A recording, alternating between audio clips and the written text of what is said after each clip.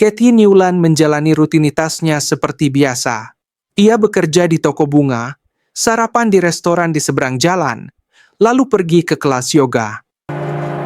Breaths, nice and deep. Selama itu, seorang pria asing bernama Robert Louis mengikutinya.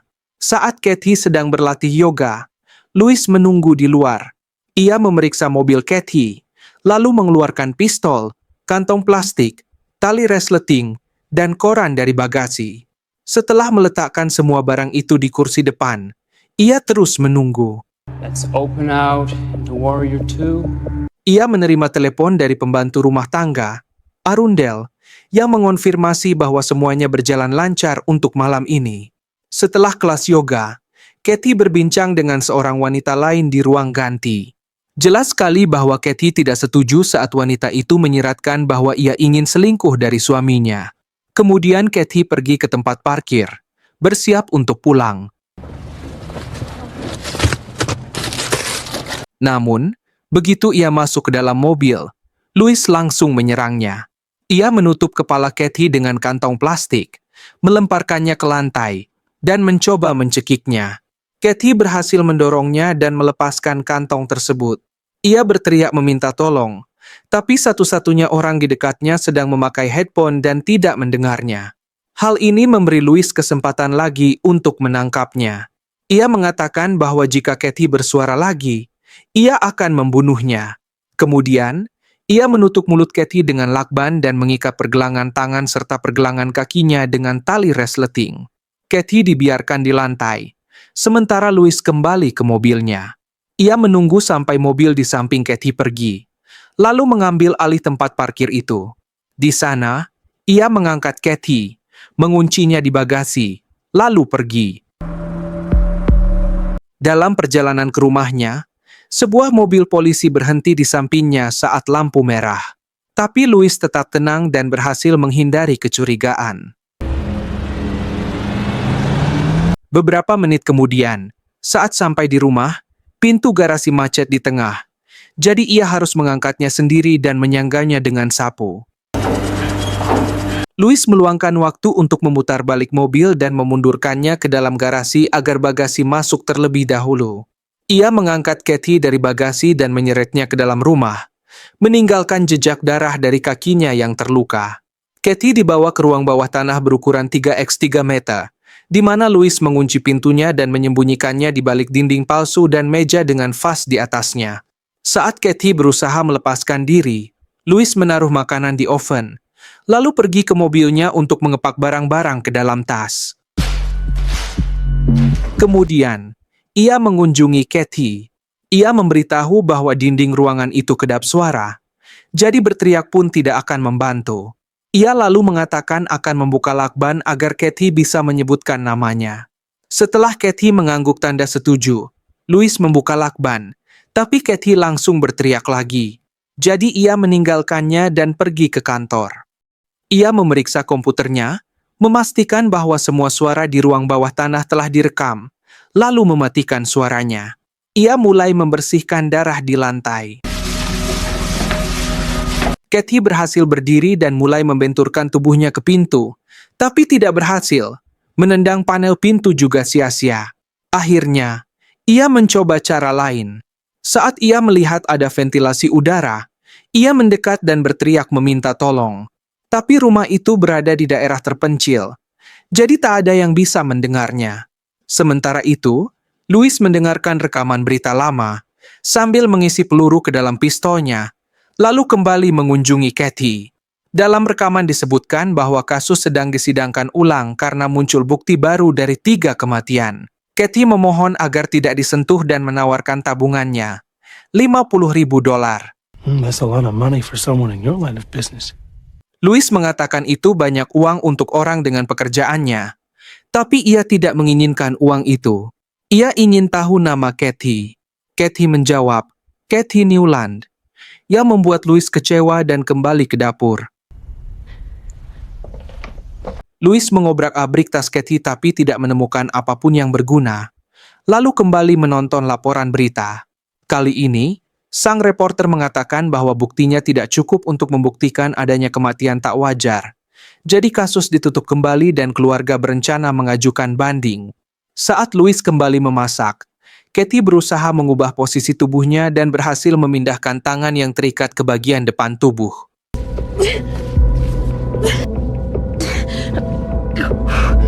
Saat Louis mengajaknya makan siang, Kathy sudah menunggu di balik pintu, siap menyerangnya. Ia memukul Louis hingga jatuh dan menendangnya saat keluar ruangan. Setelah itu, ia mengambil vas dari meja dan memecahkannya di kepala Louis.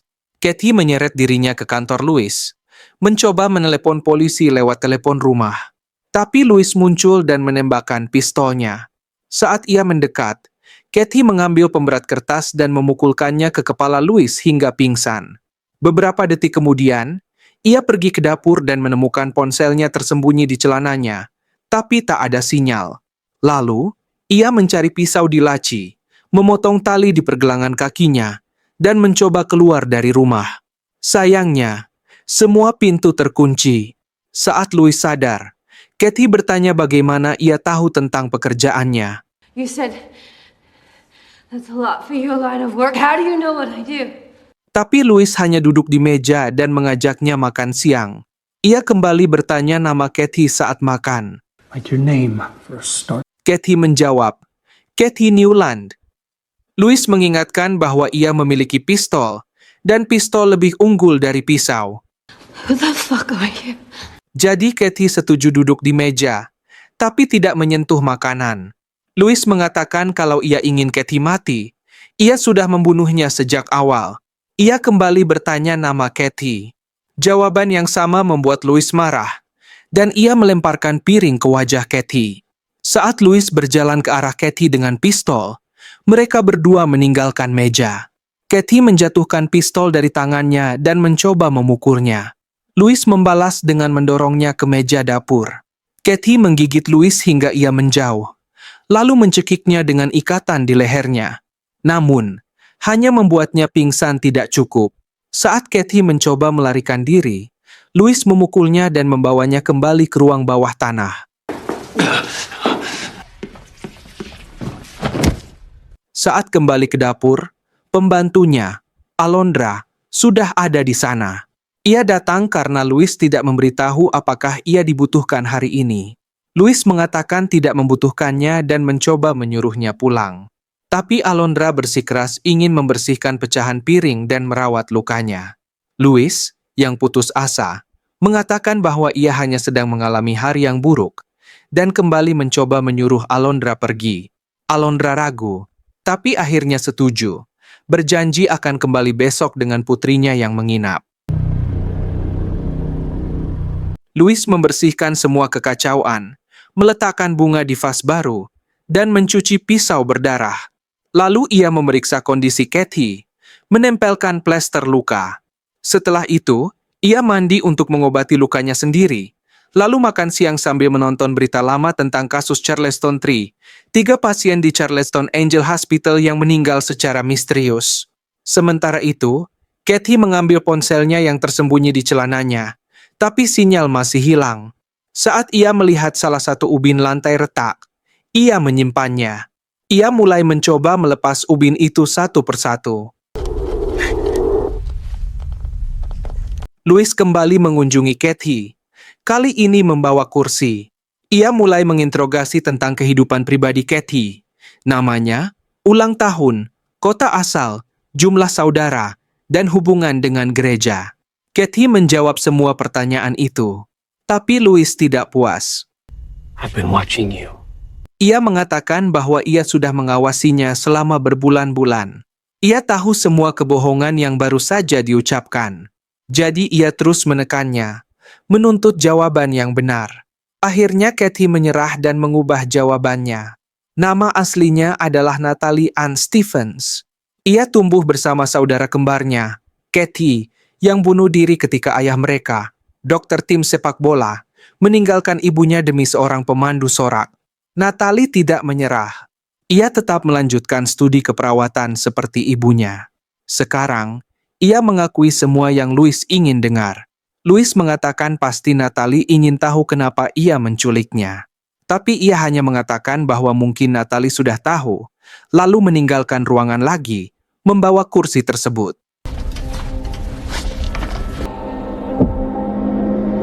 Setelah pintu tertutup, baik Kathy maupun Louis sama-sama menangis. Saat Louis kembali ke ruang tamu untuk menonton video lama bersama keluarganya, Natalie mulai bekerja lagi dengan ubin yang retak. Ia tidak membuat kemajuan, jadi ia meletakkan ponselnya di ventilasi udara. Akhirnya, ia berhasil mendapatkan sedikit sinyal, menekan 911, dan mencoba meminta bantuan, meskipun sulit karena sinyal sangat lemah. Sementara itu, Louis melihat ponsel dalam rekaman video dan menyadari bahwa Natalie membawa ponsel ke ruang bawah tanah. Ia buru-buru masuk, tepat setelah Natalie menyembunyikannya. Where is it? Tapi ia menemukannya di dalam celana Natalie, mengambilnya, dan menghancurkannya, meninggalkan serpihan di lantai. Interogasi berikutnya dimulai. Natalie mengakui bahwa ia pernah bekerja di Angel Hospital. Louis bertanya tentang pasien-pasien yang meninggal secara misterius saat dirawat oleh Natalie, termasuk istrinya, Alana. 3 people die unaccountably. People were curious. Natalie mengingatkan bahwa sudah ada persidangan. Semua perawat dibebaskan dari tuduhan. Ia mengatakan bahwa ia meninggalkan kota karena ingin memulai hidup baru. Louis tidak mempercayainya. Ia menguraikan petunjuk-petunjuk. Seorang pria bernama John Lamptey meninggal karena gagal organ sebulan sebelum ia mendapatkan asuransi kesehatan. Alana kehilangan cincin kawinnya yang katanya tidak pernah dilepas. Ia ditemukan dalam keadaan mabuk.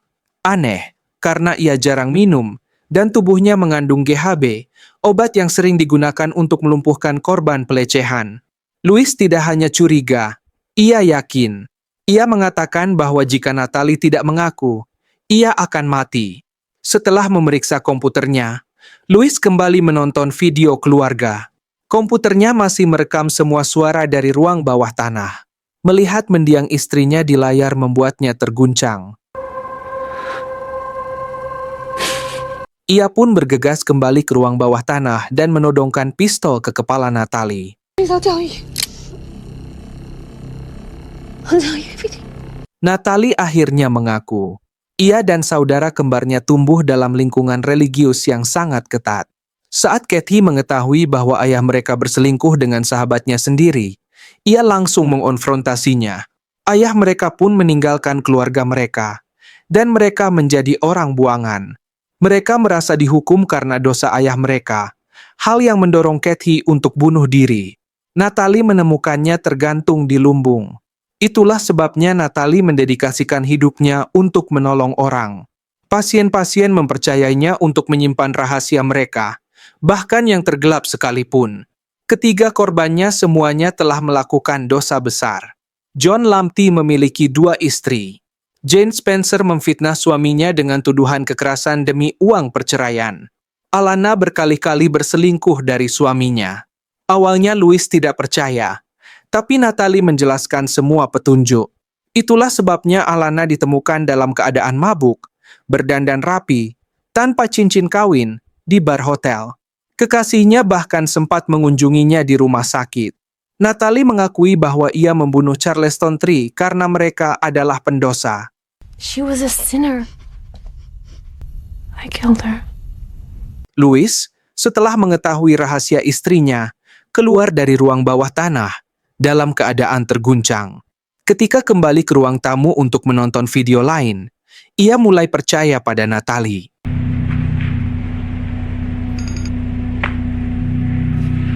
Ia melihat Alana bersikap canggung dan mengabaikan panggilan masuk. Konfirmasi ini membuat Louis hancur. Ia mulai melempar barang-barang di rumah dan berteriak penuh amarah. Lalu ia naik mobil dan meninggalkan rumah. Natalie menemukan ponselnya yang sudah hancur dan menyadari bahwa ia bisa menggunakannya sebagai alat.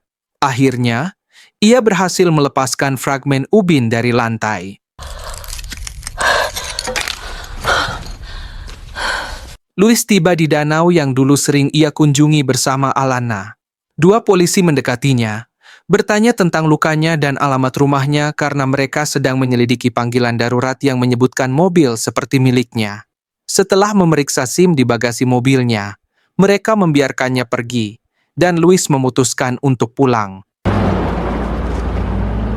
Ia masuk ke ruang bawah tanah, berlutut di depan Natalie, dan mengatakan bahwa Natalie tidak punya hak membunuh istrinya sebelum ia sempat bicara dengannya. Ia juga menuntut agar Natalie menyerahkan diri. Natalie menusuk bahunya dengan pecahan ubin. Kemudian ia menendangnya sambil berteriak bahwa sekarang dialah Kathy, dan ia tidak akan membiarkan Louis menghancurkan kehidupan barunya yang bahagia. Louis berhasil mencabut pecahan itu dari bahunya, tapi Natalie lebih dulu memukulnya dan kabur dari ruangan. Ia mencari pistol di dapur, tapi tidak menemukannya. Ia mengambil pisau dan kembali ke ruang bawah tanah. Louis sudah menunggunya dan mencoba menguncinya kembali di rumah. Natalie menyelipkan tangannya di pintu untuk mencegahnya tertutup. Mereka bergumul sejenak, lalu Louis kabur ke dapur, di mana ia menemukan pistolnya di lantai. Natalie datang saat ia mengambil pistol itu, lalu menjatuhkannya dan mulai menyerangnya lagi. Akhirnya, ia berhasil melumpuhkan Louis, merebut pistol, dan menodongkannya. Saat itu, mereka tiba-tiba diganggu oleh Alondra, yang masuk ke rumah bersama putri Louis, Summer. Natalie menembak Alondra, lalu melihat Summer berusaha mencari ayahnya. Ia mengarahkan pistol ke kepala Summer, memberitahu Louis bahwa gadis itu bukan anaknya. Tapi Louis tidak peduli. Ia mengatakan bahwa Natalie tidak perlu menyerahkan diri dan ia tidak akan memberitahu siapapun, asalkan Natalie tidak menyakiti putrinya. Natalie menolak tawaran itu karena polisi akan melacak ponselnya juga. Louis pun mengatakan bahwa ia sudah merekam semua ucapan Natalie. Hal ini membuat Natalie lengah, dan Summer memanfaatkan kesempatan untuk menggigit lengannya dan kabur. Louis menerkam Natalie, melemparkannya ke lantai, dan mencekiknya sampai ia tak sadarkan diri. Beberapa langkah darinya, Natalie kembali berdiri. Louis menembaknya sebelum pergi mencari Summer. Ia menemukan putrinya bersembunyi di ruang bawah tanah dan membawanya pergi. Mereka berhenti di kantor untuk mengambil USB berisi rekaman, dan Summer menyadari bahwa Natalie sudah tidak ada di sana. Louis buru-buru membawanya ke garasi. Saat ia sedang membantu Summer masuk ke dalam mobil, Natalie menemukan mereka dan mencoba menembaknya. Namun, pelurunya habis, jadi mereka kembali bertarung. Summer keluar dari mobil saat mereka bertarung. Natalie menggunakan berbagai alat kebun untuk memukuli Louis sampai berhasil melumpuhkannya dan menodongkan garpu taman ke dadanya, berniat membunuhnya. Louis meraih garpu taman itu untuk mencegahnya ditusuk, lalu mendorong Natalie hingga ia jatuh ke belakang, tepat di atas sapu yang digunakan untuk menopang pintu garasi sebelumnya. Tanpa sapu penyangga, pintu garasi menutup dan menjepit tubuh Natalie yang sudah tak sadarkan diri. Film diakhiri dengan Louis memeluk Summer, meminta maaf padanya, dan memanggilnya sebagai anaknya, tepat saat polisi tiba di tempat kejadian.